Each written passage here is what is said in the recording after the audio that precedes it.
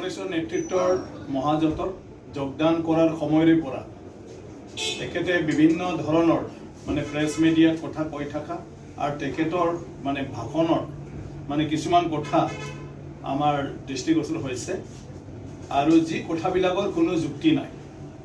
তেখেতে বিজেপিক সমালোচনা কৰিছে আৰু বিজেপি আৰু বেছিদিন নাথাকে, বিজেপি উৎখাতৰ কথা কৈ আছে।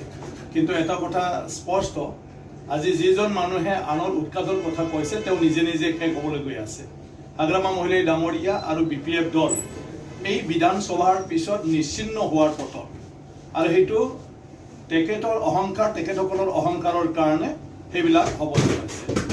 আজি তেখেতে BTC বাহিৰৰ বিভিন্ন সমষ্টিত তেওঁৰ মানে আপোনাৰ মজবুত এটা স্থিতি আছে বা তেওঁৰ সমৰ্থক আছে বুলি মানে কি কয় যিকোনো ঠাইত প্ৰচাৰত তেওঁ নামি পৰিছে, কংগ্ৰেছৰ লগতো মিটিং কৰা দেখিছোঁ।